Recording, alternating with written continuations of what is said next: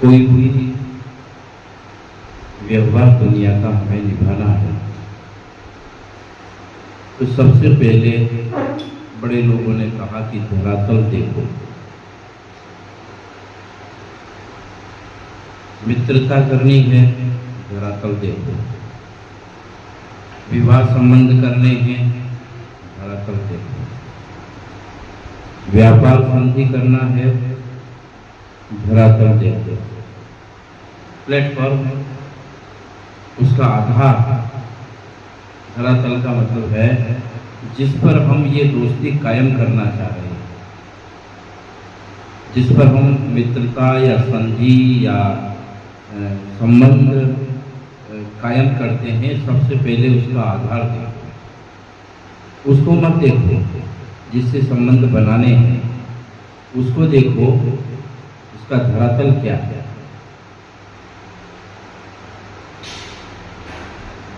धरातल का मतलब होता है आधार। जैसे आधार के बिना कोई द्रव्य खड़ा रह ही नहीं सकता, उसकी स्थिति नहीं है। आधार नहीं है तो उसका स्थिति क्या है, तो गिरेगा। आधार ही नहीं है, आधार सबसे पहले।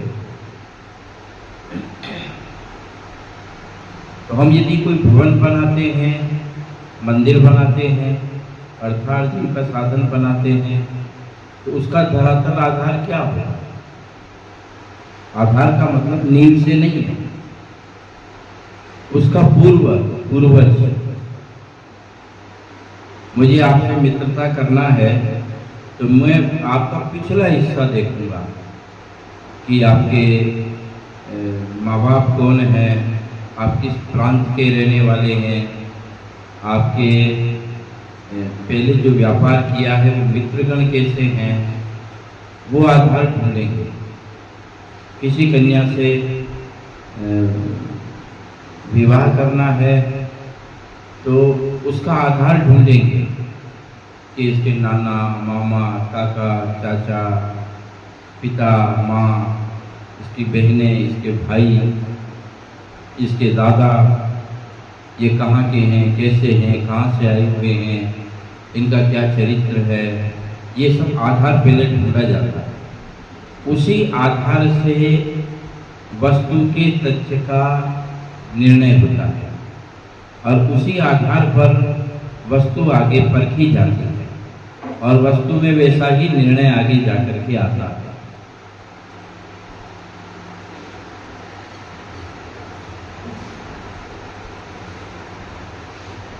तो हम सबसे पहले मंदिर की बात करें कि जिस भूमि पर मंदिर बनाया जा रहा है, क्योंकि भवन बनाएंगे अनुकूल और अच्छा बनेगा, शुभ बनेगा, वास्तु के अनुकूल बनेगा, तो एक परिवार का लाभ होगा।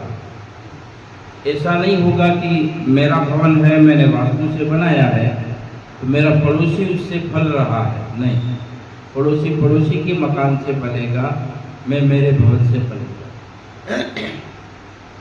लेकिन मंदिर चूंकि देवालय है और देव सबके हैं, देव के आश्रित नगर है, जाति है, समाज है, उसके भक्तगण हैं, इसलिए एक मंदिर को शुभ इसलिए बनाया जाता है उसके आश्रित जितने भक्त लोग हैं उन सब की समृद्धि होगी।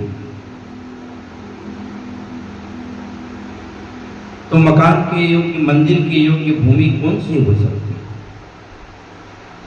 तो सबसे पहले कहा कि वर्ण की अपेक्षा से, रंग की अपेक्षा से पांडु भूमि, पांडु रंग की भूमि मंदिर निर्माण के लिए सर्वश्रेष्ठ है। पांडु અને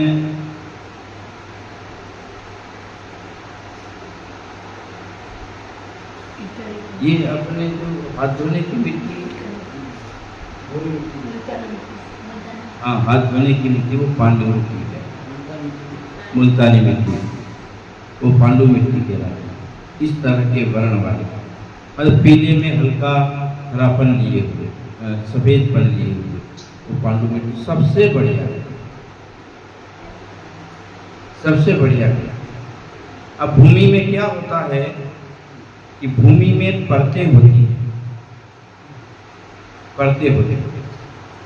सबसे ऊपर की परत है वो सामान्य परत है, उससे निर्णय नहीं हो सकता। उसको खोदा एक हाथ प्रमाण, फिर उसमें देखा तो उसमें एक परत आई कि वो काले रंग की है, पीले रंग की है, पांडु रंग की है, सफेद रंग की है, नील वर्ण की है, कृष्ण वर्ण की है। कटी प्रमाण खोदा जाता है,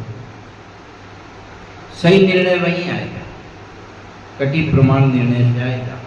तो कमर के प्रमाण जमीन ने 1.5 हाथ जमीन खोद दी, 3 फीट जमीन खोद दी और पूरा पता लगाया कि इसमें एक ही तरह आ रहा है, पीला रंग,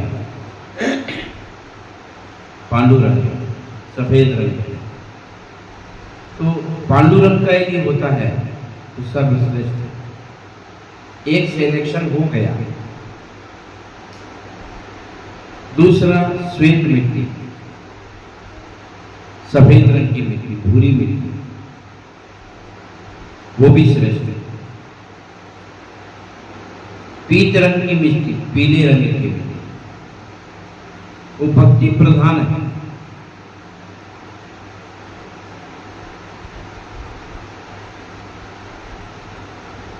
ये 3 तरह की मिट्टी देवालय के निर्माण में सर्वश्रेष्ठ है। मध्यम की तरफ चलते हैं तो लाल वर्ण की मिट्टी, रक्त वर्ण की मिट्टी मध्यम है।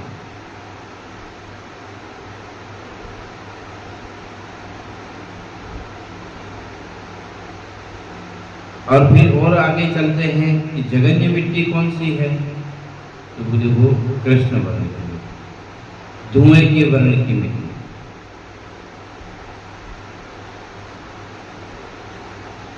वो जगन्य प्रकार की मिट्टी। तो मिट्टी के वर्ण के आधार से निर्णय हो गया कि कौन सी मिट्टी मंदिर निर्माण की योग्य है।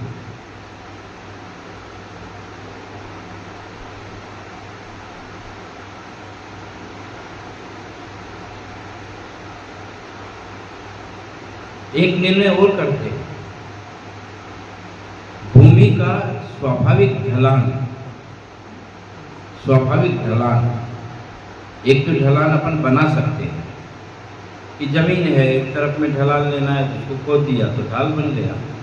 लेकिन एक पहाड़ी ढलान होता है स्वाभाविक, किसी का बनाया हुआ नहीं है, प्रकृति के प्रभाव में बना है। तो मिट्टी का ढलान किधर है, उस खेत का, जमीन का, क्षेत्र का। तो जैसे ये ढलान आ गया, उधर ढलान आ गया, उत्तर की तरफ ढलान आ गया, पश्चिम की तरफ ढलान आ गया। उत्तर और पूर्व की तरफ झुकी हुई मिट्टी, भूमि, उत्तर पूर्व ईशान, स्वाभाविकता से कि पश्चिम दक्षिण नैऋत्य भाग मिट्टी के ऊंचे हैं और आगे की तरफ ढलती हुई है। तो कहा है कि सर्वश्रेष्ठ मिट्टी, सर्वश्रेष्ठ। वो अस्त नहीं होती है कभी, क्योंकि प्रकृति की नैसर्गिकता उस ढलान में मिल गई है।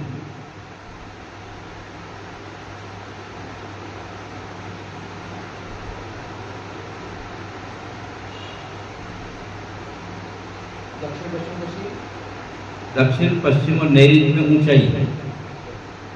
पानी का बहाव उत्तर पूर्व और ईशान की तरफ बढ़ेगा। पानी डालेंगे उस जमीन पर, पानी गिरेगा प्रकृति का, वर्षा का, तो स्वतः ही वो इस तरफ में बढ़ेगा। वो श्रेष्ठ भूमि कही जाती है। विशुद्धमती माता जी को जब यहाँ का ये विहड़ स्थान था तो इसका एक नजरी नक्शा उनके सामने रखा गया था कि ये इस तरह की जमीन है, आप चातुर्मास कर लीजिए। तो उन्होंने उसी समय कहा कि इससे बढ़कर के कोई जमीन नहीं हो सकती, आप शुरू करो, हो जाएगा। ये जमीन का पूरा ढलान, पूरा क्षेत्र उधर से बढ़ करके इधर जाता है। ये पूरा तो उधर से बढ़ करके इस क्षेत्र का इधर जा रहा है। बोलिए योगी। अब एक चीज और आती है, आकार। आकार का मतलब है कि भूमि का आकार के साथ जिस जमीन पर आप लोग चीज बनाना चाह रहे हैं, बनाएंगे तो आप आयताकार वर्गाकार बनाएंगे, लेकिन पूरी जमीन का आकार भी उसमें एक कारण है। पूरी जमीन का आकार के साथ तो बोले गोल है, बिल्कुल बिंदु की तरह गोल है, बोले श्रेष्ठ जमीन। वलयाकार जमीन श्रेष्ठ, वर्गाकार है, चारों कोने बराबर हैं, बोले श्रेष्ठ। आयताकार है, आमने सामने के कोण बराबर हैं, बोले श्रेष्ठ। अष्टकोण वाली है, 8 कोने होते हैं, कोई मंदिर की वेदियों के भी होते हैं, अष्टकोण आकार होते हैं, 8 कोने होते हैं बराबर के। अष्टकोण भूमि भी शुभ।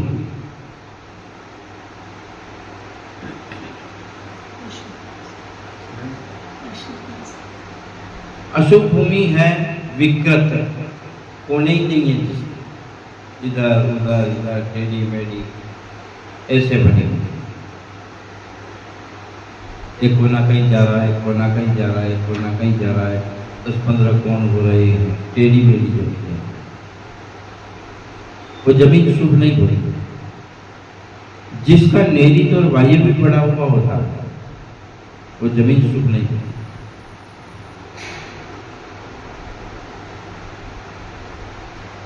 जिस जमीन का ईशान पड़ा हुआ हो वो जमीन सर्वश्रेष्ठ है। ईशान भाग पड़ा हुआ हो वो जमीन सर्वश्रेष्ठ है।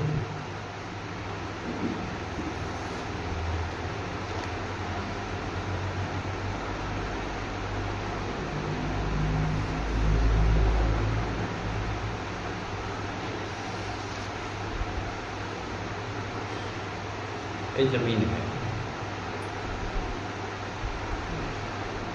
ये हिस्सा पश्चिम है, ये हिस्सा दक्षिण है, ये हिस्सा उत्तर है, ये हिस्सा पूर्व है। अब इसमें मूल जमीन तो इतनी है, ये तो भाग बढ़ गया जो है, मूल जमीन तो ये हो गई, ये आयताकार वर्गाकार कैसे भी समझिए ये हो गई, लेकिन इसका ये हिस्सा पड़ा हुआ है, ये इधर उत्तर है, इधर पूरब है, ये ईशान है। तो जिस जमीन का इस तरह का हिस्सा बना हुआ होगा तो ईशान वृद्धि को हो रहा है, ये शुभ जमीन है। ये हो गया,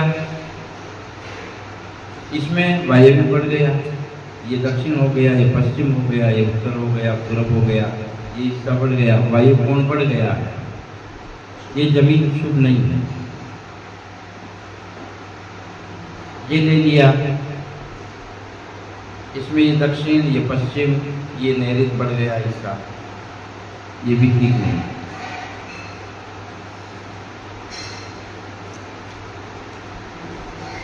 ये ले लिया, ये ईशान कट गया इस तरफ का, ये जमीन भी शुभ नहीं। आग्नेय बढ़ गया, शुभ नहीं कही जाती है। किसी भी भूमि का ईशान कटा हुआ नहीं चाहिए। कदाचित कोई जमीनें कोण कटे हुए होंगे, बड़े हुए होंगे, नैऋत्य बड़ा हुआ होगा, वायु बड़ा हुआ होगा, आग्नेय बड़ा हुआ होगा, थोड़ा बहुत 2, 4, 5 फीट का अंतर आएगा। लेकिन यदि ईशान टूटा हुआ है, ईशान खंडित है, उस जमीन को ग्रहण नहीं करना चाहिए। ये बड़ा हुआ है तो इसका निराकरण हो सकता है कि जब इसकी डिजाइन करेंगे या गणित बनाएंगे उतना हिस्सा छोड़ देंगे, लेकिन ईशान ही जिस जमीन का कट गया है उसमें भाग्य टूट जाता है, भाग्यहीन जमीन कहलाती है।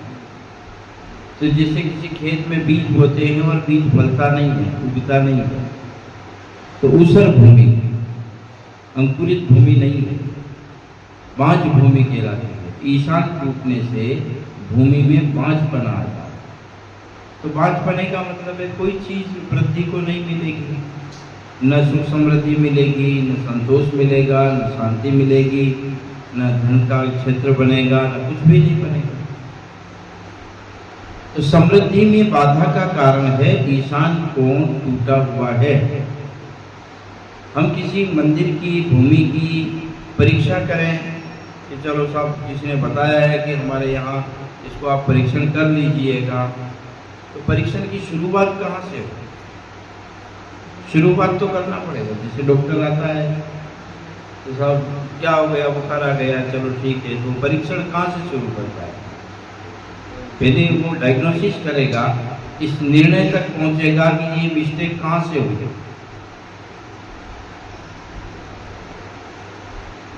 तो सबसे पहले परीक्षण करता है नाड़ी का। सबसे पहले परीक्षण होता है नाड़ी का, कि इस नाड़ी की कंपन क्या है, रुक रुक के चल रही है, तेज गति में चल रही है, मंद मंद चल रही है, तो वो हाथ पकड़ करके नाड़ी की कंपन्नता देखता है। नाड़ी की कंपन्नता का मतलब ये है कि हम वास्तु के अनुकूल किसी जमीन का परीक्षण करना चाह रहे हैं, तो परीक्षण की पहली शुरुआत है कि ये जमीन जीवित है या नहीं है, ये देखो। मरे का क्या इलाज है? पहले जिंदा है कि नहीं, कंपन है कि नहीं है। तो बोले कंपन है, तो कैसी है कंपन? तो नाड़ी की कंपनता नापी जाती है। तो जमीन में नाड़ी क्या है कि जमीन का ढलान, ढलान किधर जा रहा है, जमीन के कोण, ये सब उसमें ऊर्जा भरते हैं, भूमि में ऊर्जा भरते हैं। जमीन का ढलान और जमीन के कोण, उसका मूल्यांकन करते हैं, उसको कहते हैं कि नाड़ी क्या है भूमि का।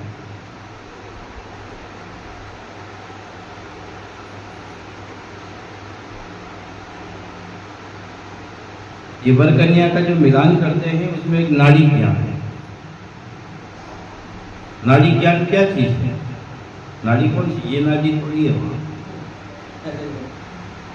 नाड़ी ज्ञान राशि ज्ञान, नक्षत्र ज्ञान, वर्ण ज्ञान, वर्ग ज्ञान, पाया ज्ञान और गण का ज्ञान, देवगण, राक्षस गण आदि का ज्ञान, स्वामी मैत्री का ज्ञान। तो एक अंतिम में आता है जिसके 8 अंक हैं। 8 अंक है, नक्षत्र का 1 ही अंक है, राशि के 2 ही अंक हैं,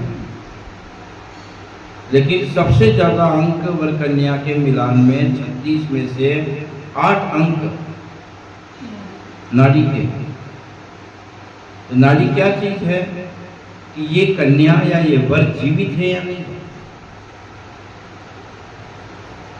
जिंदे ही नहीं है तो वर कन्या से क्या मतलब? तो जिंदे रहने का मतलब क्या है कि उदासीन है क्या, एक दूसरों के प्रति उदासीन है क्या? उदासीन है तो घर ही नहीं जमेगा। ये राम हो गया, ये रहीम हो गया, ये इधर मुंह हो गए, वो उधर मुंह हो गए। ये बात रखेंगे कि ये ऐसे होगा, वो बोलेंगे तो ऐसे होगा। ये मुर्दे हैं, वो मुर्दे घर कहलाते हैं।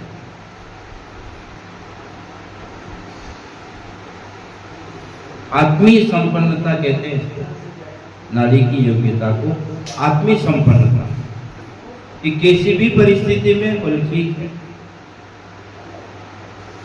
आत्मीय संपन्नता कहते हैं। एक किसी भी परिस्थिति में मुर्दे हैं। चलो बढ़िया मौसम है, जाइए वहां महाराज का वंदना करने के जाए आते हैं, जय ना मारने ले जाओ तुम था जरूर। ये मुर्दे घर के लाए। फिर संधि क्यों किया? बोले आपने मुर्दों से व्यापार किया, मुर्दों से संधि किया। तो नाड़ी ज्ञान जरूरी है, नाड़ी की पूर्णता को लेते हैं। तो यहाँ सबसे पहले जमीन में कितना भी पुरुषार्थ आप कर रहे हैं वो काम नहीं आ रहा है। क्यों? जी, तो जमीन तो मुर्दा जमीन है। अपात्र जिसको कहते हैं, अपात्र, पात्री नहीं है। छोटा पात्र है, गंदगी की बाल्टी है, उसमें दूध निकाल करके लाओ, अपात्र है। नहीं साहब, पंचों की साक्षी में शादी हुई है, माँ बाप की साक्षी में हुई है, पंडित जी ऊंचे क्वालिटी के थे, होम मंत्र जपे इन्होंने, वर कन्या सावधान, साक्षियां दी। पहले अपने साक्षी लेते थे, अब भी लेते होंगे। पहलो विश्व कहने कहियो, सूर्य चंद्रमानी साक्षी लईने, वर कन्या माँ मांगली विषय आवे सावधान।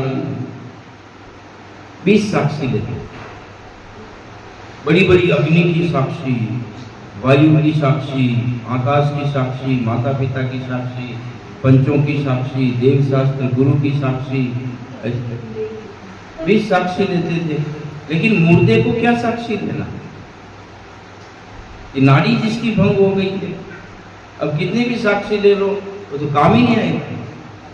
ऐसा का ऐसा देव निर्माण की जमीन, ग्रह निर्माण की जमीन और इस तरह की भूमि को जीवित देखने के लिए क्या रास्ता है? तो बोले उसका ईशान बढ़ना चाहिए, एक चीज, उसका स्वाभाविक ढलान उत्तर पूर्व की तरफ हो, वो जीवित जमीनें कहलाती है। अब आप कहेंगे कि इसमें क्या हो गया? हम तो देखे हैं जिन जमीन का ढलान दक्षिण में है वो भी अच्छे हैं, वो भी ठीक है, वो फल फूल रहे हैं, उनके संतान है, उनका ऐश्वर्य बढ़ रहा है। ऐसा हम देख रहे, 10 साल से देख रहे, देखा जाता है, हो सकता है। तो उसमें क्या कारण होगा? कहते हैं कि पुण्य का प्रभाव जब उत्कर्षता पर होता है तो अशुभ में भी शुभ देखे जाते हैं।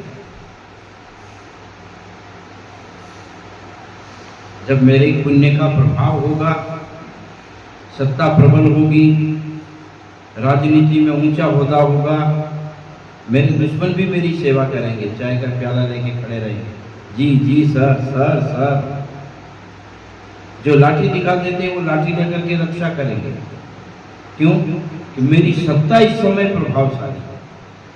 उसके सामने ये छोटा बात हो गया झगड़ा, लेकिन जैसे ही मेरी सत्ता कमजोर हुई, आंख दिखाएंगे, कौन है तुम जानते ही नहीं, कहाँ खड़े हो, चलो हटो यहाँ से, ये डंडा मारेंगे।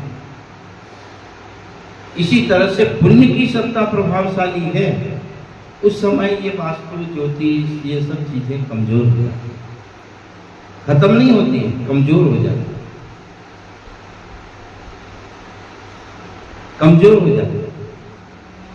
मैं प्रभुता वाला हूँ और पंकज को मालूम है पंडित जी को रुपया दिया तो वापस आना भी नहीं है, आज तक किसी का दिया ही नहीं, तो मेरा क्या देंगे।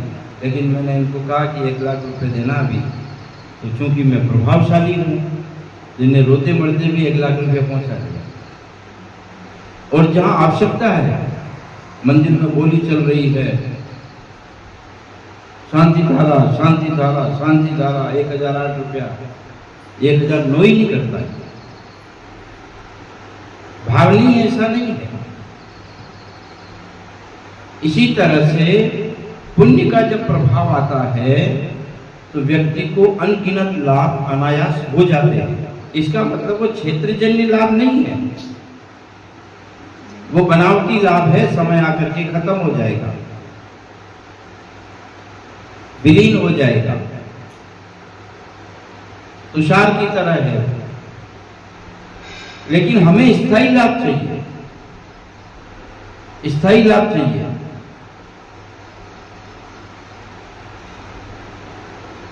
नैसर्गिक लाभ चाहिए, और वो मिलता है स्वतः ही भूमि का ढलान उत्तर पूर्व ईशान की तरफ हो और ईशान भाग बड़ा होगा।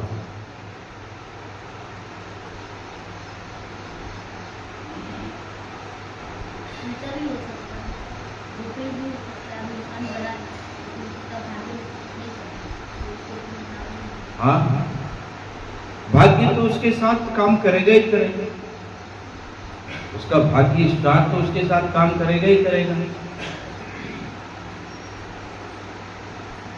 नंबर दूसरा,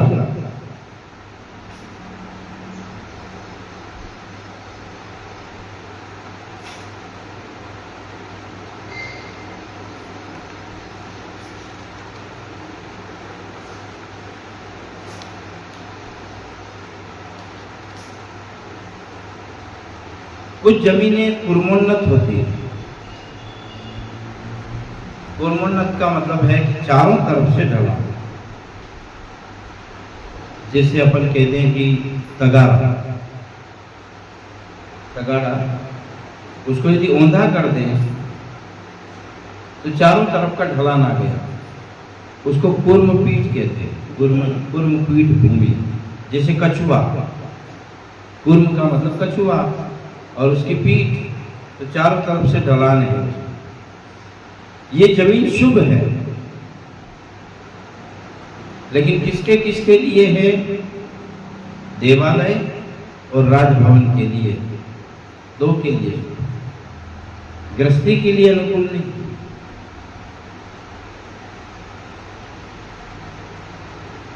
देवालय और राजभवन दो के लिए शुभ कहिए, मंदिर के लिए।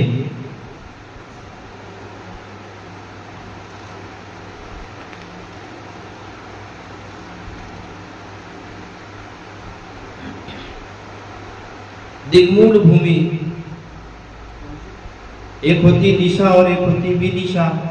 ये कौन है? आग्नेय, नैऋत्य, वायव्य, ईशान, ये कौन है? विदिशा कहे इन्हें। एक दिशा है, पूर्व है, दक्षिण है, उत्तर है, पश्चिम है, उत्तर है। कोई जमीन ऐसी घूमेगी, ये जमीन दिशा तो ये हो गई, तो दिशा में तो कोण आ गया, और विदिशा इधर कोने कोने की है, इसमें सीधी आ गई। ये दिग्मूढ़ जमीन कहलाती।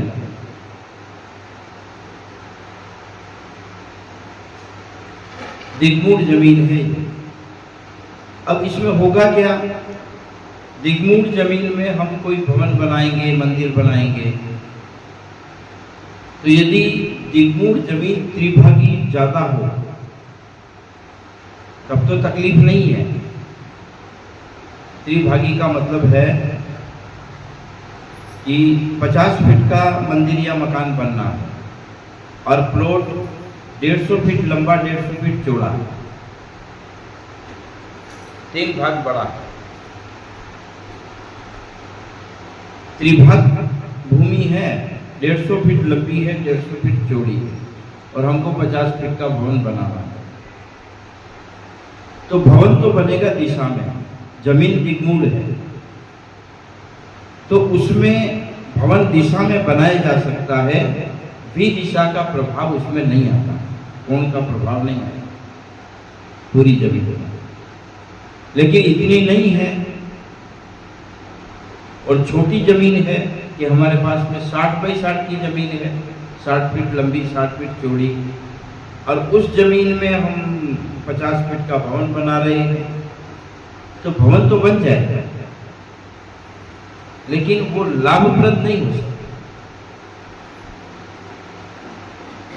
लाभप्रद नहीं हो सकता।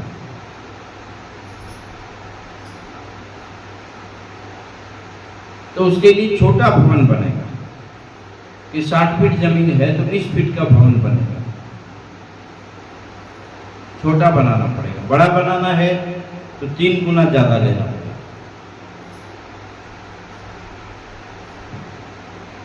तीन गुणे में दोष नहीं आता है। जैसे उदाहरण के लिए मनुष्य के विस्तार से ऊंचाई से 3 गुना दीवार की दूरी, ये आपकी 5 फीट का कद है तो आपको 15 फीट का कमरा चाहिएगा रहने के लिए। ऊंचाई दुगुनी, 5.5 फीट की ऊंचाई है तो 11 फीट की ऊंचाई। लेकिन भुजा 3 गुनी, जैसे मंदिरों में भी कहा है कि भगवान की मूर्ति का निर्णय हो गया कि 3 फीट की मूर्ति चाहिए, तो 3 फीट की मूर्ति का गर्भगृह कितना बनेगा? 3 फीट। एक भाग इधर, एक भाग इधर, ये भाग इधर, ये भाग इधर। अब 9 फीट की बनेगी, 9 फीट का गर्भगृह बनेगा।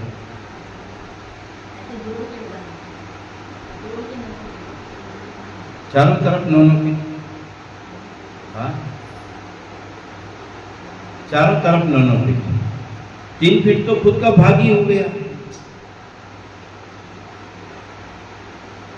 अब इसमें दूषण क्या आता है?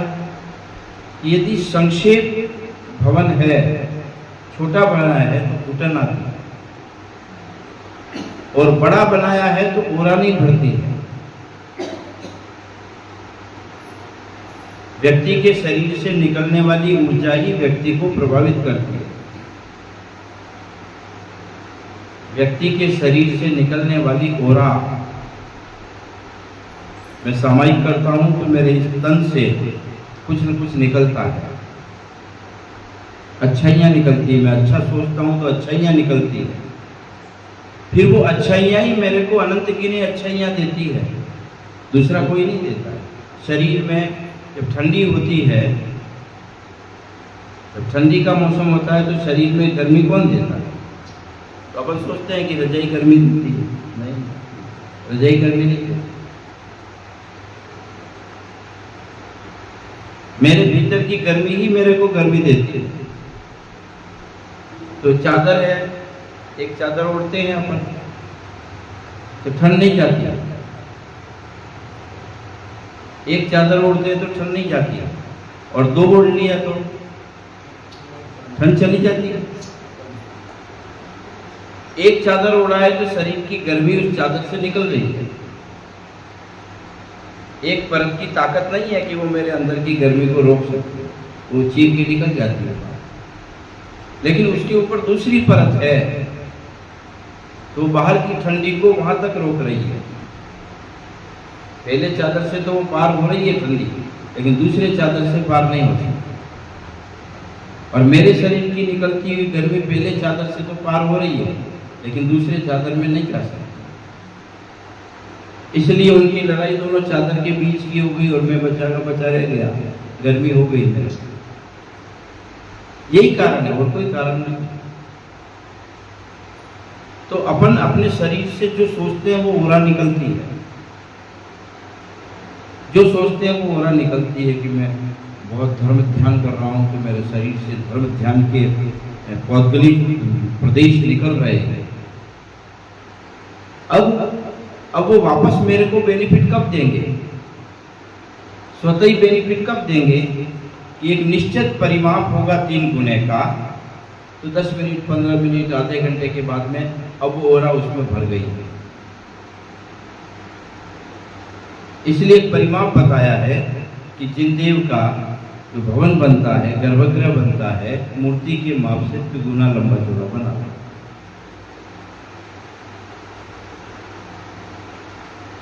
बहुत बड़ा बनाने की जरूरत नहीं।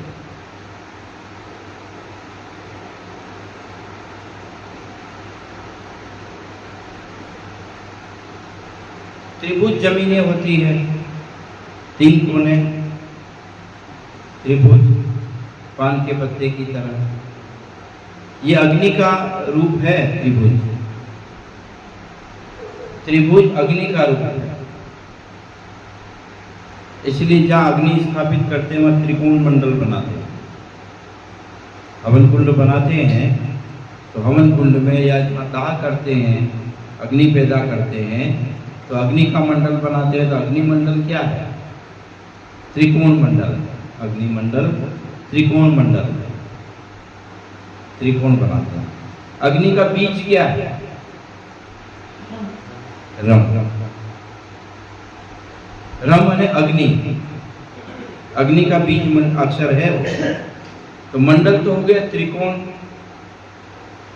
और रम अग्नि का मंडल। जैसे अग्नि प्रज्वलित करते हैं तो रम रम रम रम रम रम रम रम रम रम रम, ये अग्नि प्रज्वलित करने का मंडल। और अग्नि ठंडी करना हो तो फूंक देने की जरूरत नहीं है। वम वम वम वम वम वम पम पम पम पम पम पम वम वम वम वम पम पम पम पम, बोलो अग्नि ठंडी हो जाएगी। ये जल के मंत्र है। अपना अभिषेक करते हैं ना, तो अभिषेक में जो जल मंडल होता है उस पर लिखा रहता है बम बम पम पम। ये मेघ के मंत्र बीज हैं जल के। प्रतिदिन अभिषेक करते हैं, जम जम वम वम पम पम हम सम सम तम तम। उसमें रम रम नहीं आता, तो रम रम तो अग्नि मंडल है, और ये बीज जो हैं वो जल मंडल के हैं। तो त्रिकोण है वो अग्नि मंडल।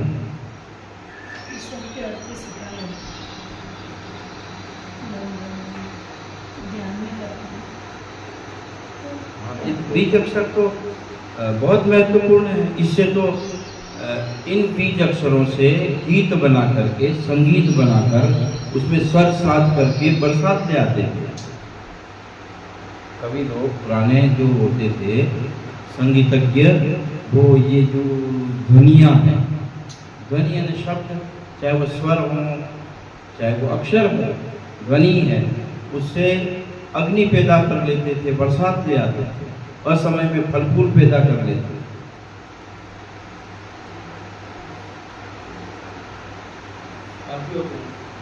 अब हम बोलते हैं तो रुकते ही नहीं लोग। वीणा दीदी बोलती फटाफट रुक जाते हैं। तो ये स्वर की बात है। कोई अच्छा संगीतज्ञ यदि दरियावत में आएगा और उसकी संगीत की धुन शुरू हुई, लोग निकल करके सब पंडाल में चले आएंगे। और बेसुर होगा, कोई उस स्वर का ज्ञान नहीं होगा, क्या टाइम वेस्ट करो अभी फालतू में यहाँ बैठेंगे, क्या मिलना है, चलो भाग जाएंगे। स्वर की तो ताकत है। तो यहाँ पर त्रिकोण है अग्निमंडल। तो त्रिकोण जमीन योग्य नहीं है, क्योंकि उसमें उष्णता जलाती है। तो उसका कहाँ उपयोग होगा? तो अग्नि के जो यंत्र बनेंगे उसमें उसकी उपयोगिता, बाकी जगह पर नहीं।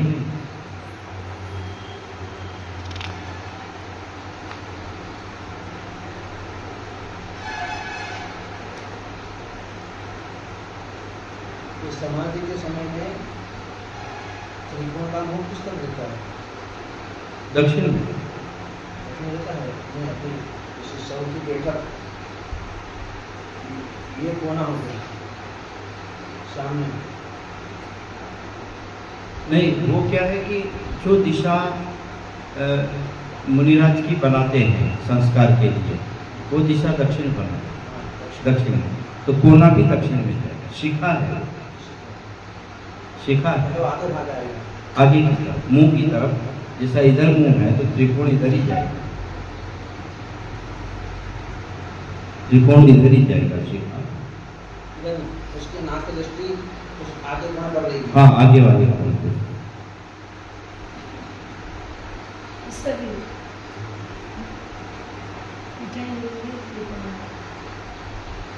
दक्षिण दिशा में ही मुंह किया।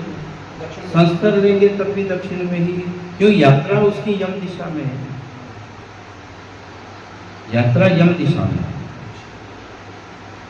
लेकिन जब निषद्धी बनाएंगे तो उसकी विपरीत दिशा है, और फिर उत्तर में बनाएंगे निषद्धी।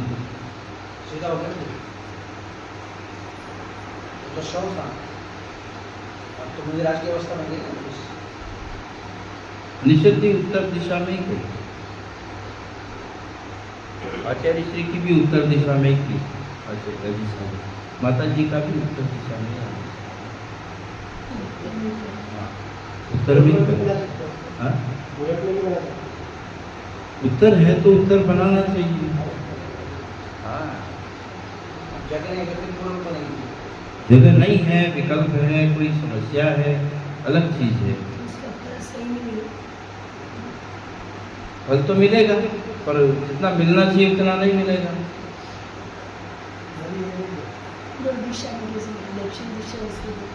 बराबर मात्रा में जल गिरता है आकाश से। एक मकान वहां बना है, एक मकान यहाँ बना है, एक मकान इधर बना है, एक मकान इधर। जमीन का ढलान इस तरफ है। अब आकाश से पानी बराबर मात्रा में गिरा, ज्यादा लाभ किसको हुआ? इस दिशा में, क्योंकि स्वाभाविक गुणवान इन दोनों को थोड़ा कम मिला, उधर उसको मिला ही नहीं। सब पानी बह के इधर चला आया। ऐसा का ऐसा वास्तव में कहा है, ऐसा निर्माण बनाओ जिसमें गुणवान की अपेक्षा से सहज उसको लाभ मिले, सहज लाभ उसको मिलता है। तो यहाँ पर निषद्दी को उत्तर में बनाने का कहा, और जब संस्कार करते हैं तो जो कि अग्निमंडल है वहाँ उसका विनाश होना है। देह का विनाश होना है, तो अग्नि से होगा, तो अग्निमंडल त्रिकोण बना है, रम की स्थापना करना। उल्टी परिक्रमा करते हैं। अब ये कोई सोचा होगा किसी ने कि मुनिराज के शव को, देह को काष्ठ पर रखने के बाद सब साधु लोग उल्टी परिक्रमा करते हैं। उल्टी परिक्रमा क्यों करते हैं? उल्टा अभिषेक करते हैं। पहले पूजा, फिर शांति धारा, फिर सुगंधी कलश, फिर 4 कलश, उसके बाद हाँ, अब वो करने के बाद में अंतिम में फिर जल अभिषेक उल्टा। देह तो पूज्य है ना,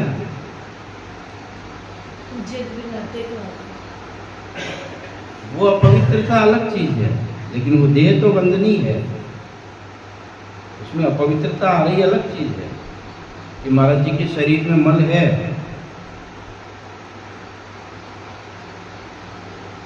मल तो है, रुधिर है, मल है, पीप है, गंध है, सब है।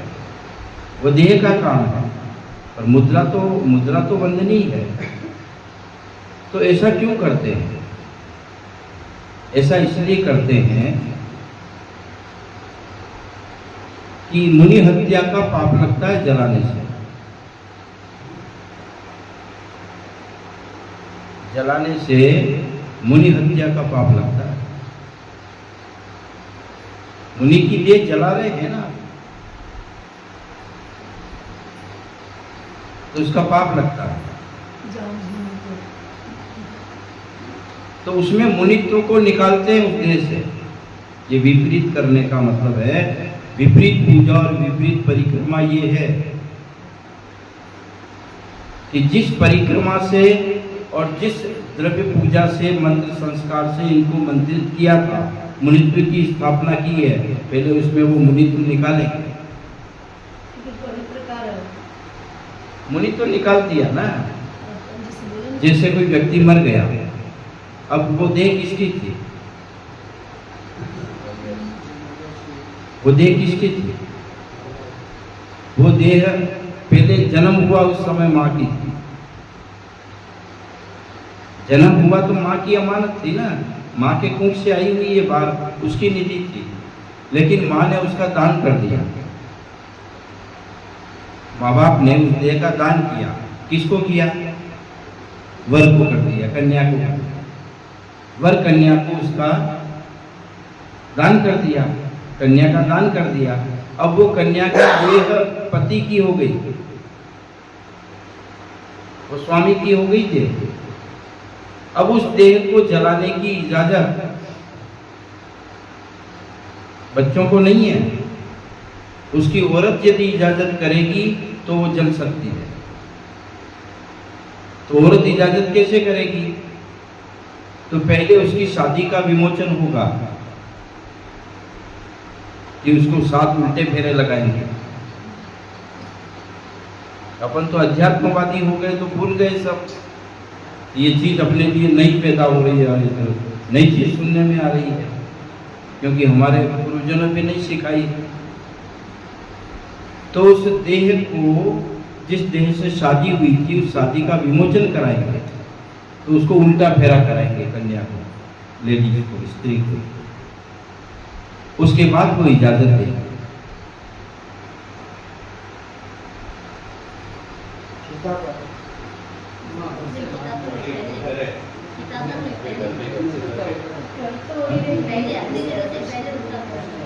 हाँ, घर में ही, घर से ले जाने की इजाजत कौन देगा? देह तो उसकी है ना, बच्चों की थोड़ी देह, वो पत्नी की देह है, तो उसको इजाजत नहीं देती है। और इसीलिए अपने यहाँ स्त्रियां, स्त्री मतलब लेडीज दाह करने में नहीं जाती, और कोई कारण नहीं है। क्यों नहीं जाती है? क्यों नहीं जाती है? वो इसीलिए नहीं जाती कि मेरे पति की देह, इसका मैं संस्कार नहीं कर सकता। लेकिन अपने यहाँ सोमदेव, सूरी, त्रिवर्णिका, सार में कुछ एक उदाहरण मिलते हैं, तो थोड़े थोड़े मिलते हैं। हिंदुओं ने उसको ज़्यादा अच्छी रूप से सजाया है, उनके ज़्यादा उदाहरण मिलते हैं।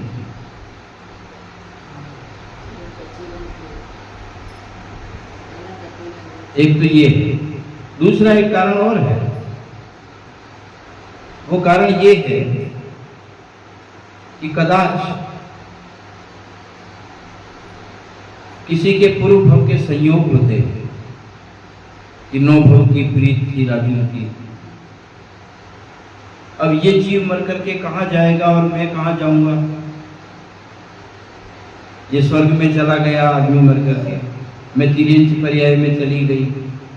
अब हमारा विवाह नहीं होगा, वो देवांगना के साथ रहेगा, हम यहाँ जानवरों के साथ रहेंगे।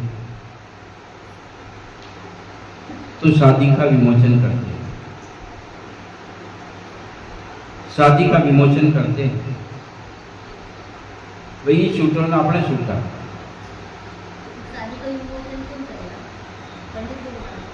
परिवार के लोग कराते हैं, पंडित जी लोग करते हैं,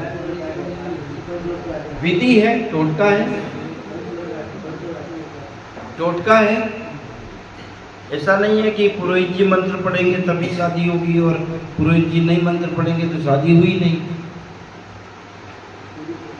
शादी तो ग्रहण करने की विधि है कि हाँ ये मेरा वर है, ये मेरी कन्या है, स्त्री है। ये एक मन में धारणा बिठाने की चीज है।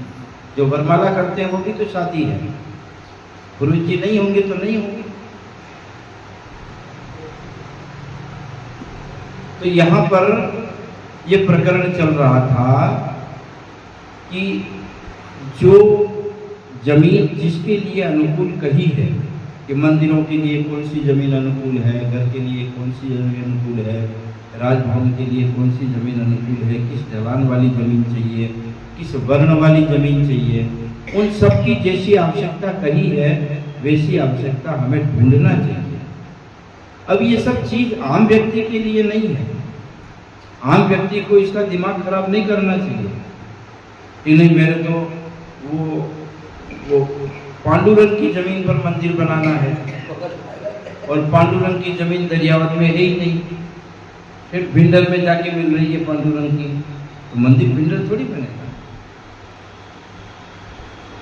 या जंगल में मिल रही है, जंगल में नहीं मिलेगा, वो बनेगा तो यहीं बनेगा। पर इसमें भी देखा जाता है अलग अलग जगह पर अलग अलग वर्ण होते हैं। बहुत पहले बसावट के समय देखा जाता, नगरों की बसावट राजा महाराजा करते थे। नगरों की तो बसावट हुई है ना, पहले तो छोटे छोटे ग्राम थे। ग्राम को जब पूर्व में परिवर्तन किया तो उनकी बसावटें की गई। वहीं के लोग वहीं थोड़ी बड़े हुए। राजा लोग बसावट करते थे कि मैं मेरा साम्राज्य कितनी जमीन है कि मेरे पास में यहाँ 5000 एकड़ जमीन है, इसमें मैं नगर बसाऊंगा।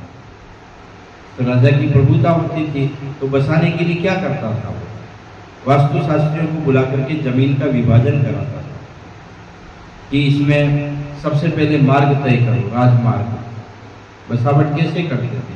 वास्तुशास्त्र के अनुकूल सबसे पहले राजमार्ग निर्धारित करो। तो राजमार्ग निर्धारित होते थे कि 60 फीट चौड़ा, अब एक छोर से दूसरे छोर तक लंबा एक राजमार्ग बना उत्तर दक्षिण का, दूसरा पूर्व पश्चिम की राजमार्ग बना। तो जहां वो राजमार्ग क्रॉस करते थे वहां चौराहे बन जाते थे।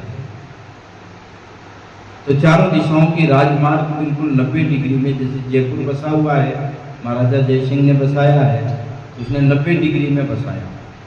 सब मार्ग ऐसे ही निकाले, बसावट हो गई। उसके बाद में सामान्य मार्ग बने। सामान्य मार्ग बने तो मार्ग में से मार्ग निकले कट करके, उसमें कॉलोनियां बसी।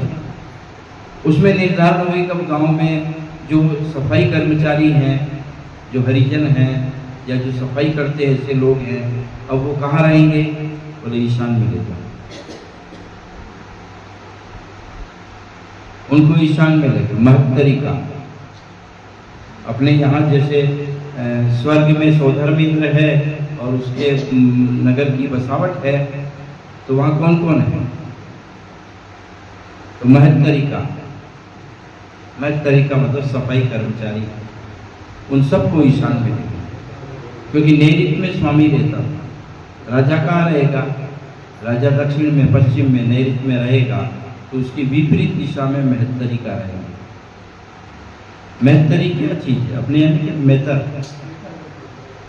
मेहतर सफाई कर्मचारी, तो महत्तरी का।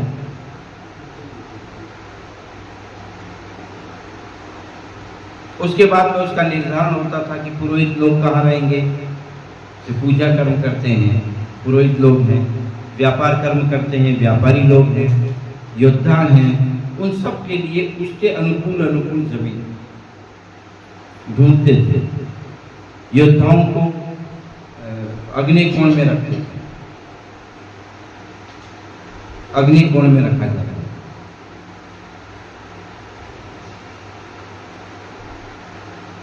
अतिथियों के लिए आवास बनते थे। कोई राजा महाराजाओं के अतिथि आते थे, तो या कोई ऐसे व्यापार करने के लिए व्यापारी आते थे कि उस क्षेत्र में कुछ समय व्यापार करेंगे, तो उनको राजा भवन देते थे। तो कहाँ देंगे? सबको वायुकोण में भवन बना। ऐसी व्यवस्था बनी हुई थी वास्तु के अनुकूल, उसके अनुसार बना। अपन उसी के अनुसार अपना मकान बनाते हैं, लेकिन उसमें थोड़ी सी सावधानी ये रह जाती है, रखनी पड़ती है कि कुछ एक चीजें अस्थायी होती है, कुछ एक चीजें अस्थायी होती है। जो अस्थायी चीजें बनती है उसमें वास्तु को इतना गहराई से देखने की आवश्यकता नहीं है। अस्थायी का मतलब है कि हमें भगवान की पूजा करना है तो देवालय ईशान में बनाना है, तो भगवान की पूजा में दीपक लगेगा, तो वो आग्नेय कोण में नहीं लगेगा जाकर, वो लगेगा ईशान में। वो अस्थायी आराधना कहलाती है, उसको लगाया समय पर रख दिया। लेकिन अग्नि स्थायी रूप से जलेगी, सवेरे दोपहर शाम। अग्नि का कर्म है वो, अग्नि के बिना रसोई हो ही नहीं सकती है, इसलिए उसको अग्नि के स्थान पर डाला।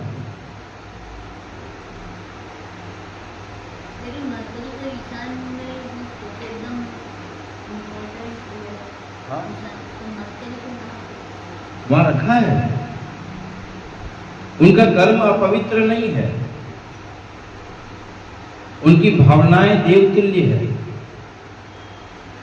शरीर से वो उनको कहा गया है कि वो महत्तर हैं, लेकिन उनका कर्म देवतुल्य है।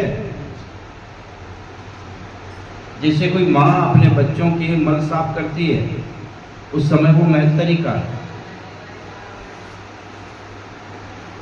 लेकिन उसका दिल परमात्मा का दिल है।